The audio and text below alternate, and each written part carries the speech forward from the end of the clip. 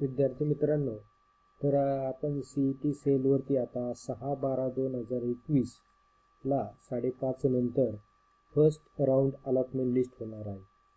तर त्या first round allotment लिस्टसाठी लिस्ट ऑफ डॉक्युमेंट काय असणार आहे ते आपण आज पाहणार आहोत. आणि फर्स्ट राऊंडची जी अलॉटमेंट आहे तर त्याचा रिपोर्टिंग पिरियड आहे 7/12/2021 ते 8/12/2021. तर याच्यासाठी कोणते डॉक्युमेंट लागत आहे, कोणते डॉक्युमेंट रिक्वायर्ड आहेत ते आपण याच्यामध्ये बघणार आहोत. तर फर्स्ट आपण पाहूया लिस्ट ऑफ डॉक्युमेंटमध्ये. तर आपण बघूया तर लिस्ट ऑफ डॉक्युमेंट कोणकोणते लागतात ते. तर त्याच्यामध्ये तुम्हाला सगळ्यात अगोदर डोमिसाईल सर्टिफिकेट लागतं, की त्याच्यामध्ये मेन्शन असली तर पाहिजे तुमची बर्थ डेट. तर त्यामध्ये बर्थ डेट मेन्शन असलेलं सर्टिफिकेट तुमच्याकडे पाहिजे, किंवा स्कूल लिव्हिंग सर्टिफिकेट त्याच्यामध्ये सुद्धा बर्थ डेट असते.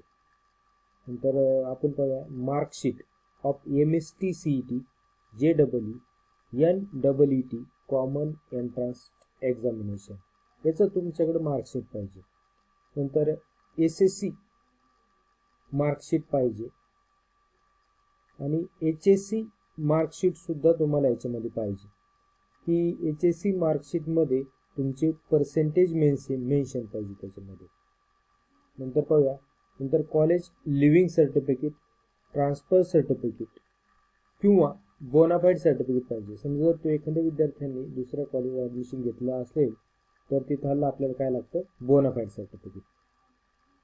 नंतर कास्ट व्हॅलिडिटी सर्टिफिकेट पाहिजे. तर ती कास्ट व्हॅलिडिटी सर्टिफिकेट कशासाठी पाहिजे, SC ST VJ NTB NTC NTD OBC SBC कॅटेगरीसाठी. तर कास्ट व्हॅलिडिटी नंतर नॉन क्रिमिनल सर्टिफिकेट पाहिजे. पण नॉन क्रिमिनल कोणकोणत्या कॅटेगरीसाठी पाहिजे ते आपण पाहूया. VJ NTB NTC NTD OBC SBC कॅटेगरीसाठी. आणि ते व्हॅलिड कितीपर्यंत पाहिजे, 31 मार्च 2021 व्हॅलिड अप टू. नंतर पाहूया सर्टिफिकेट पाहिजे याच्यामध्ये economical weaker section in open कॅटेगरीसाठी. नंतर त्याच्यानंतर सर्टिफिकेट ऑफ फ्रीडम फायटर, जर विद्यार्थी फ्रीडम फायटर असेल तर ते सर्टिफिकेट पाहिजे. त्यांनी जर त्यातून फॉर्म भरलेला असेल तर त्याच्यामध्ये वेगवेगळ्या कॅटेगरी आहेत, BC 1 2 3, ते तुम्ही वाचून घ्यायचे आहेत. फ्रीडम फायटरसाठी कोणकोणते त्यांनी इथं रूल्स दिलेले आहेत ते वाचायचे आहेत तुम्ही. ते डिटेलमध्ये मी काय वाचत नाही. नंतरचं पाहूया सर्टिफिकेट ऑफ डिफेन्स पर्सनल, आपण त्याला DP म्हणतो. तर ते जर त्यामधून जर विद्यार्थ्यांनी फॉर्म भरलेला असेल तर त्याचं सर्टिफिकेट पाहिजे. नंतर आपण PH, सर एखाद्या विद्यार्थ्याने फिजिकल हँडिकॅपमधून जरी फिजिकल हँडिकॅपमधून जर फॉर्म भरलेला असेल तर त्याला ते सर्टिफिकेट लागतं फिजिकल हँडिकॅपचं. तर त्याच्यामध्ये महत्त्वाचं काय, ते गव्हर्नमेंट हॉस्पिटल किंवा डिस्ट्रिक्ट सिव्हिल सर्जनचं लागतं ते सर्टिफिकेट, महत्त्वाचं मेडिकल बोर्ड. आणि त्यामध्ये तो डिसेबिलिटी आहे नॉट लेस दॅन 40%. नंतर पाहूया certificate of project affected person, त्याला आपण म्हणतो PAP.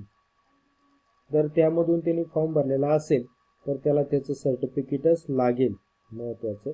नंतर पाहूया सर्टिफिकेट ऑफ ॲग्रिकल्चरिस्ट, आपण त्याला म्हणतो AG.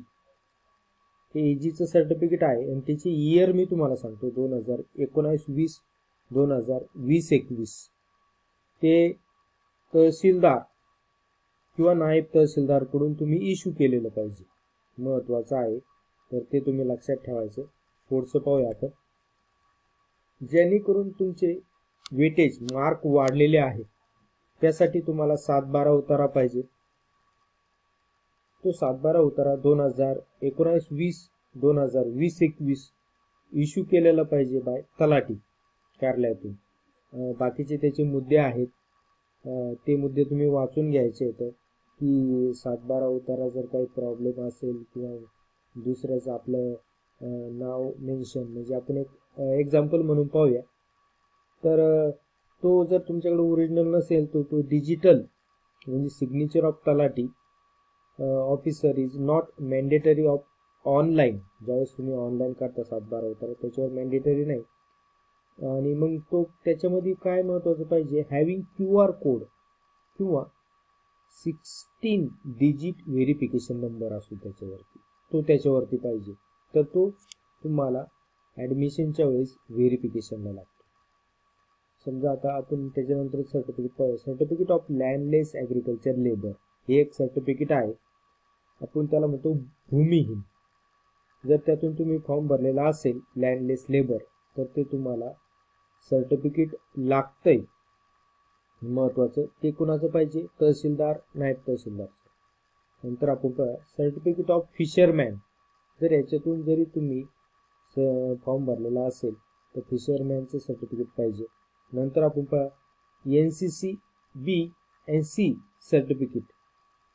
जर तुम्ही त्याचं काही बेनिफिट घेतलेला असेल तर ते NCC B आणि Cचं सर्टिफिकेट पाहिजे. आपण पुढचं पाहूया. नंतर 18 नंबरचा आहे सर्टिफिकेट ऑफ स्पोर्ट.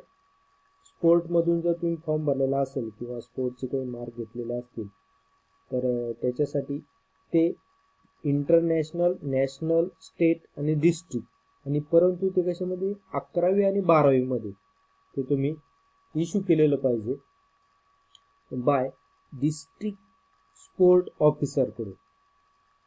नंतर NSS सर्टिफिकेट तुम्ही ते स्टुडंट वेलफेअर ऑफिसर और प्रोग्राम कोऑर्डिनेटर याच्या पाहिजे अंडर ग्रॅज्युएट कोर्स फॉर ॲडमिशनसाठी. आणि त्यासाठी for at least 214 hours special camp तुम्ही त्याच्यामध्ये केलेला पाहिजे. नंतर बघा एम्प्लॉय सर्टिफिकेट. जर एखाद्याचे पालक MCAER किंवा ॲग्रिकल्चर युनिव्हर्सिटीमध्ये एम्प्लॉय असेल तर एम्प्लॉय सर्टिफिकेट सुद्धा तुम्हाला मिळतं, त्याचा बेनिफिट तुम्हाला मिळत असतो. नंतर सर्टिफिकेट ऑफ डिबेट, एसे, इलॉक्युशन जर तुम्ही केलेला असेल तर डिस्ट्रिक्ट स्पोर्ट ऑफिसरचं ते पाहिजे. ते district level, state level, national level, international level टुर्नामेंटमध्ये तुम्ही ते पार्टिसिपेट केलेलं पाहिजे.